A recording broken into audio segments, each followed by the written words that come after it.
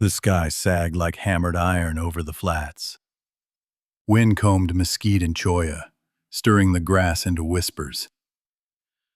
When rain came, it was thin and cold, carrying the steel smell of a fired gun.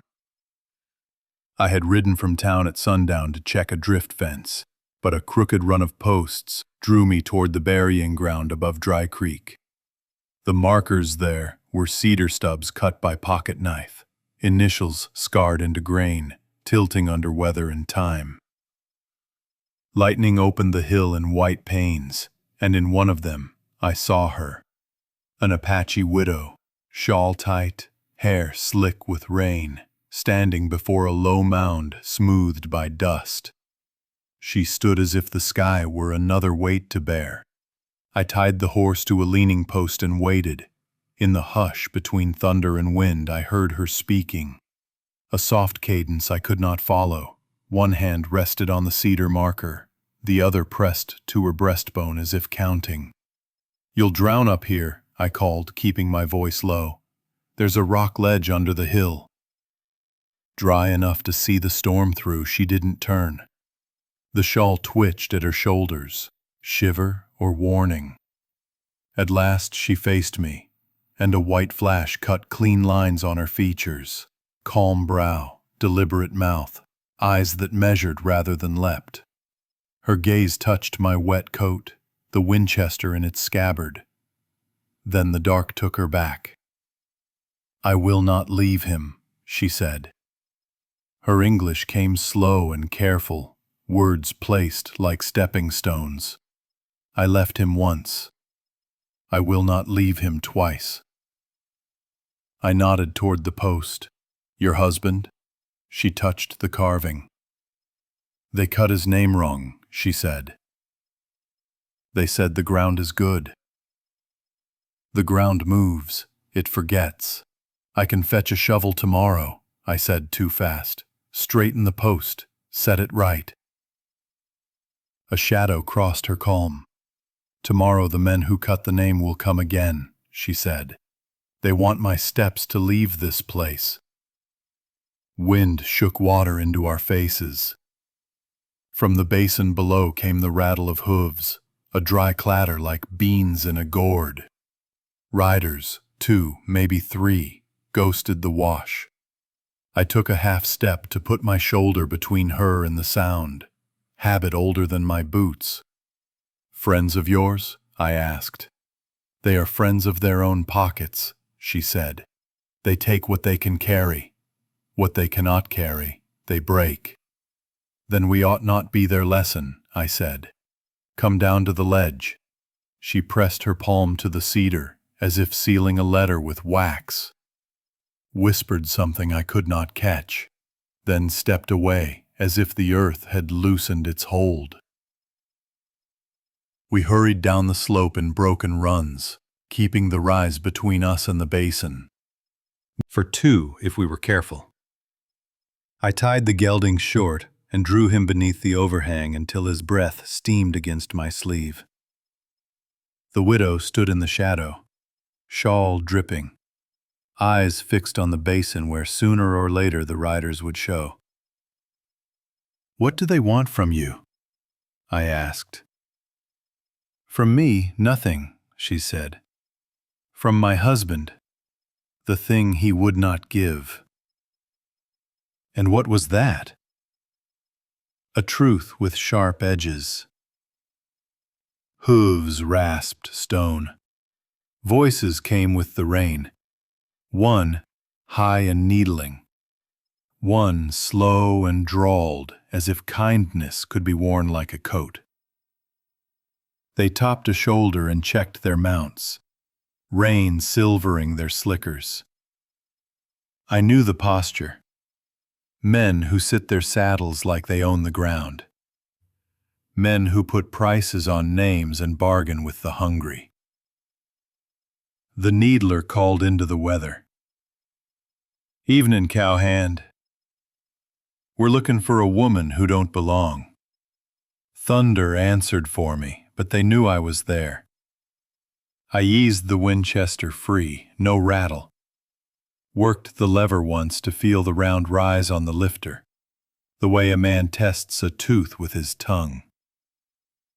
The widow did not flinch. From her shawl she slid a small bone charm, the kind I had seen on cradle boards and burial poles, and closed it in her fist. "What the lightning comes," she said so low I felt it more than heard it. "You will see their faces. Remember them. The storm will not wash them away." The world held still. The hill, the ledge, my horse, even her shawl pinned by perfect stillness. A thin vein of light trembled inside the cloud bank. Somewhere below, a spur sang once against rock. Lightning cracked the sky like a door. For a heartbeat the riders bloomed in hard detail. The slow one's mustache stained the yellow of tobacco. The needler's hat brim cut sharp as a coin. A third man half a length behind, face muddied by rain but eyes level on our dark nook with a patience. I felt like a blade along my ribs. Then the dark slammed shut again, and the storm remembered its voice. Rain rattled on the stone lip of the ledge, steady as beans poured from a sack. My gelding twitched his ears and stamped, but he stayed quiet enough. Below, the riders dismounted. I could hear leather creak, spurs clink, the rasp of a match struck against a boot heel. A dim flare lit their faces in brief orange, enough to show the sneer of men who had not come for honest work. The widow stood close enough that the damp of her shawl pressed against my sleeve. She whispered something I could not understand. A sound clipped and rolling, sharp as river rock. The bone charm glimmered once in her fist as lightning touched it. "They will climb," she said, voice low. "They will smell the ground. They will know." "Let them try," I answered, though the weight of 3 against 1 made my jaw set. "But if they're hunting you, there's something more to this story." Her gaze turned on me then, dark and steady. "You ask why they want me? You must ask instead what my husband carried. His blood is still in this ground, and they have not had enough of it." I kept my eyes on the basin, but my ear bent toward her words. "What did he carry?" "A mark," she said. "A record that should never be read by the town, nor by my people. He wrote in English, but also in Apache tongue. He wrote of names and trades and killings made in the dark. He wrote the truth." My stomach tightened, and they want it burned. "They want it buried," she said. "So deep no child could ever find it. But he gave it to me before they cut him down." "You still have it?" I asked. She nodded once. "Hidden where even the dust will not speak of it." Outside a voice rang sharp. "Cowhand, we seen your tracks cut high to the ridge. Don't make us pull you down. We only want the woman." The widow's fingers tightened around the charm. She did not move, did not breathe. Her stillness made me still, too. I leaned close, speaking in a whisper the storm nearly swallowed.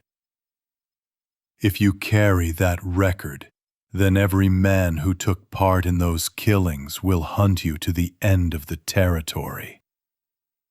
Her eyes met mine. Then I must keep walking until the ground itself swallows me. But I will not give it to them. Bootsteps scraped rock. One of the riders will have nothing. I'm not running, I said. I've already chosen the wrong hill to stand on tonight. Might as well stand to the finish. Something softened in her eyes, though only by a hair. You speak like a man who has buried friends. I have, I said. And I know the weight of a name carved wrong. Her hand loosened on the charm. She drew a breath, as if deciding whether to bind me into her secret or leave me blind. Finally, she said, "In the canyon east of here, beyond the cottonwoods, there is a cave." He placed the record there, wrapped in hide, sealed with pine pitch. No storm can spoil it. No man can touch it unless he knows the path. And you kept the path, I said. I kept it in my bones, she answered. A shrill whistle cut through the storm. Below, the riders were mounting again. The storm's voice was thinning. Dawn was not far. They would circle wide, cut us off from the low trails, force us toward open ground. The widow touched my arm. You should leave me. Your fight is not with them. My fight is with any man who thinks fear is his right, I said. And besides, if they catch you, they'll bleed the truth out of you. And I'll have that on my back. I don't carry burdens that way. For the first time, the corner of her mouth bent, not a smile but something near it. Then you are already cursed, cowboy. Maybe so, I muttered. But cursed men live longer than cowards. A fresh roll of thunder drowned whatever she might have answered. We crouched together under the ledge as the storm spit its last, watching the basin where shadows moved like wolves in tall grass. The night still held its secrets, but I knew one thing now. This widow carried not only grief, but a truth sharp enough to cut the West in two. And men would kill until it was silenced. The storm broke toward dawn, leaving the land scrubbed raw. Clouds dragged themselves east, heavy and sullen, and a pale light crawled across the basin. Smoke still clung in my nose from the shot I'd fired, but the riders hadn't gone. Their shapes moved like stains across the low ground, circling wide, patient as vultures. Beside me, the widow lowered her shawl. Her hair clung dark to her temples, but her eyes burned clear. She seemed carved from the same cedar that marked her husband's grave, unbending, unwilling to yield. They will wait for the sun, she said. The sun will show us to them, like shadows against a wall. She was right. In daylight, the ledge would no longer hide us. The only cover was distance, and distance meant moving. I checked my Winchester, then looked at her. We'll need to ride hard and quiet. You know these hills? I know them better than the town, better than the river, she said, but they will know too. Their boots have poisoned this land for years. We slipped from the ledge as the first streak of gold cut the horizon. My gelding shivered, nostrils wide, but he obeyed. The widow walked beside us, her feet sure on the stones, her shawl streaming like a banner torn by wind. At first, the hills gave us cover. Cottonwoods bent low over a dry creek bed, and we moved within their shadows. I dared to think we had shaken pursuit until a rifle cracked from the ridge. The shot spat dust at my gelding's hooves. Another followed, whining off the stones. "They've split wide," I growled, "trying to hurt us." The widow did not flinch. "Then we must run where no horse would wish to go."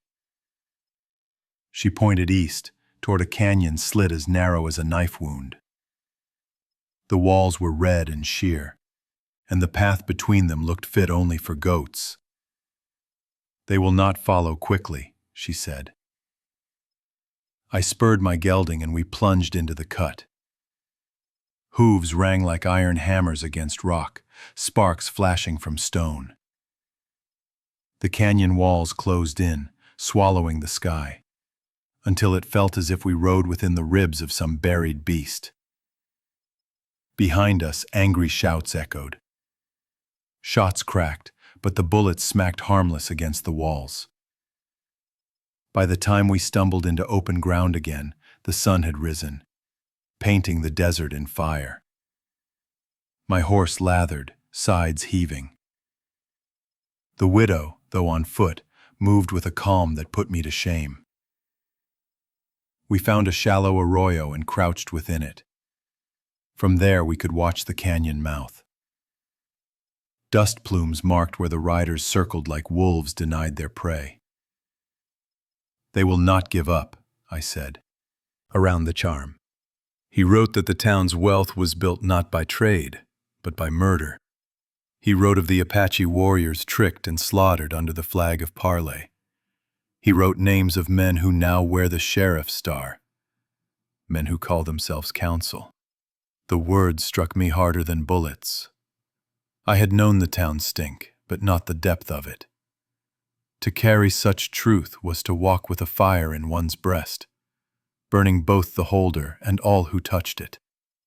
"Then your husband was brave," I said softly. "He was foolish," she answered. "He believed words would change men. But words only mark the target." For a moment we sat in silence, the desert wind scraping across stone. Then she looked at me, and there was a question in her eyes sharper than any she had spoken. "Why do you stay?" she asked. "You could ride west, to the river, to the border. You could leave me to my curse." I tried to answer with some joke, some shrug, but the truth came out bare. "Because I've buried too many lies already. I won't help bury one more." The widow studied me, and in that look something shifted. Not softness exactly, but a crack in the stone wall she held around her heart. It was enough to feel the heat between us, dangerous as dry brush near flame. A shout echoed from the canyon. The riders had found a way around, and their dust trails reached toward us like grasping fingers. The widow rose. "We cannot run forever. If they corner us, they will tear the truth from me bone by bone. Then we stand before that happens," I said. She looked at me long, then nodded once. "If we burn, let it be with fire of our own making." We moved together, side by side, back into the open desert. The sun blazed overhead, merciless, and the riders closed in. Dust rose, guns gleamed. The air itself seemed to tighten, charged like the moment before lightning. And in the midst of that gathering storm of men and fate, the forbidden flame between us burned brightest.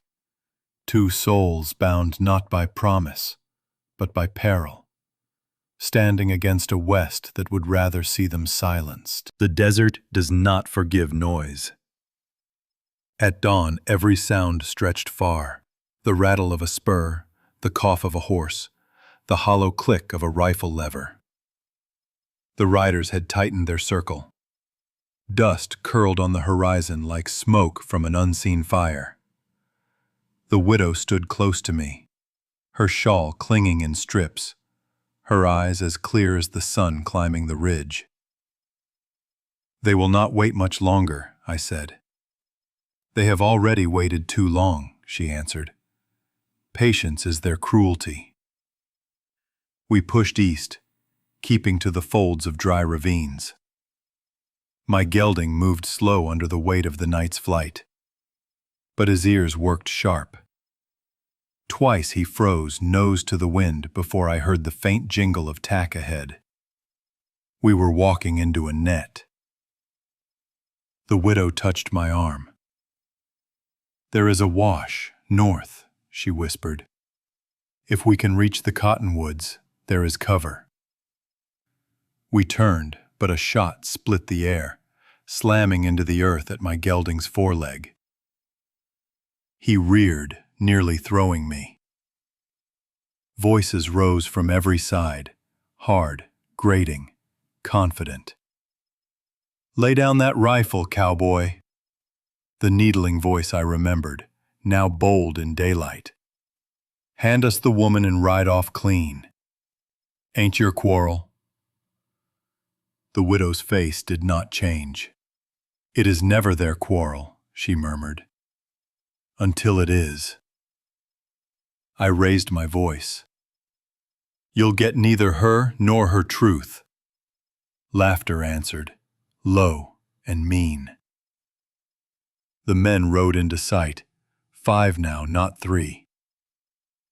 2 had joined in the night, faces weathered but eyes bright with hunger. One carried a black flag knotted on his saddle horn, a signal I did not like. They fanned around us, rifles leveled. My Winchester felt small in my hands, though it was steady. The widow stepped forward, shawl falling from her shoulders. The bone charm glimmered in her fist. "You cut my husband's name," she said, voice carrying across the circle. "You buried him in ground that moves, but you cannot bury the truth he left me." One of the riders barked a curse. The needler spat. "Enough talk, take her." They surged forward. I fired first, the shot cracking like a whip. One rider toppled sideways, boot caught in stirrup, horse dragging him across the stones. Chaos bloomed. The widow dropped low, clutching my arm as bullets whined over us. My gelding screamed, struck across the flank, but held. I swung the rifle again, but something cold slammed against the back of my skull. "Don't feed nobody. Lies do." The widow lifted her head. "Peace bought with blood is not peace. It is only waiting for the next cut." The men laughed again, but their leader, the slow one with the yellow-stained mustache, did not laugh. He watched her with an unease he could not swallow. At last he spoke. "Where's the record?" The widow met his eyes. "Hidden where your boots cannot reach." He struck her across the mouth.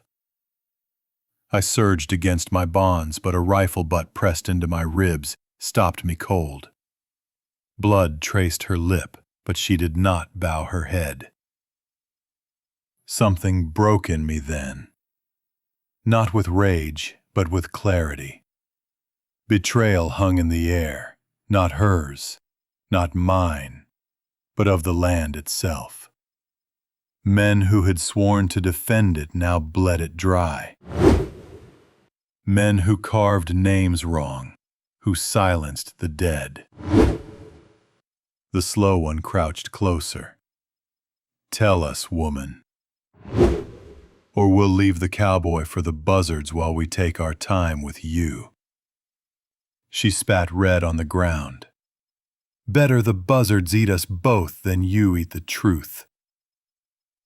For the first time, silence fell. Even the desert seemed to pause. The men shifted, uncertain.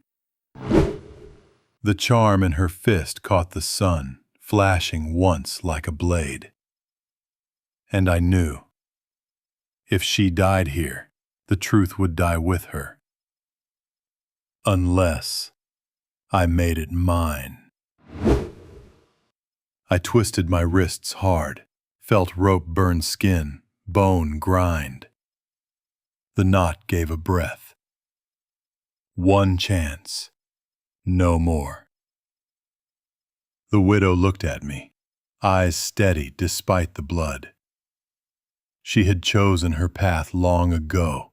Now it was mine to choose. The rope bit deeper as I twisted, fibers grinding in the skin. Pain sharpened me rather than dulled me. Around us the riders grew restless, their laughter thinned by the weight of the widow's defiance.